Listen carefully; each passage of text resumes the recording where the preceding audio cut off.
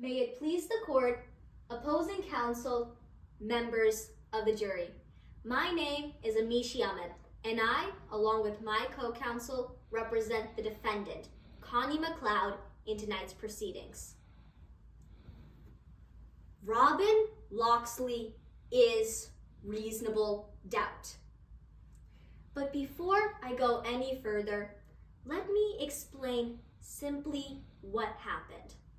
On the night of October 30th, 2024, they broke into Ruffed Grouse High School. They smashed through concrete flooring and they uncovered a time capsule that was buried there way back in 1905.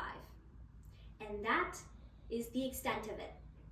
Now, there is no written record of what was ever placed in this time capsule, so no one knows for sure if anything was taken from it during this break-in. However, over the years, some people have speculated that a necklace owned by my client's grandmother was placed in this time capsule. We know that this is not true because that necklace was a gift to my client, Connie McLeod, from her grandmother before Connie began college. So essentially, the prosecution is charging my client with stealing a necklace that, one, was never in the time capsule, and two, has always belonged to Miss Connie McLeod. So how did we get here today? Well, based off the suggestion of a person named Robin Locksley, the police searched my client's dorm room and found the necklace that my client's grandmother had given to her.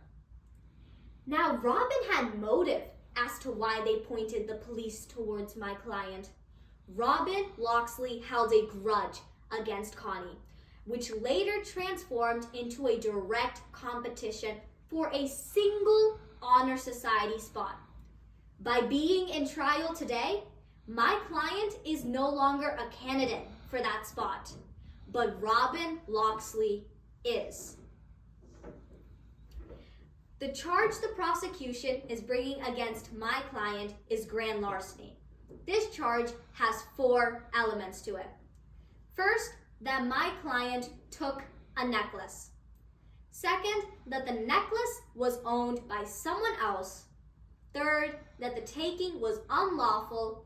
And fourth, that my client took this necklace with the intent to keep it from its owner. Now the prosecution has the burden of proving all 4 elements beyond a reasonable doubt. Members of the jury, this is the highest burden in our legal system. Now you just heard the prosecution come up here and spin a tale of this, that, and this. However, at the end of today's trial, they will fail to meet their burden because we as a defense will give you reasonable doubt. In fact, we gave it a name. Robin Locksley is reasonable doubt. Now the prosecution is charging my client with stealing a necklace, but they cannot place my client at the crime scene and they cannot place this necklace in the time capsule. Throughout the course of today's trial, you will hear from 3 witnesses. First, historian Mandy Montoya. She will tell you about Robin Locksley's obsession with this time capsule, how Robin Locksley knew where this time capsule was, and how Robin Locksley wanted to dig for this time capsule all on their own. Next, you will hear from Pledge Master of an Honor Society, Ali Jerovich, who will tell you where Connie McLeod was on the night in question, testifying under oath that they were nowhere near Ruffed Grouse High School during the night in question. Lastly, you will hear from the defendant herself. She will tell you about Robin Locksley's extensive knowledge of this time capsule, as well as the fact that the necklace in question was nothing more than a gift from her grandmother before she began college. At the conclusion of today's trial, my co-counsel, Mark Barbrack, will stand before you and review the evidence presented today.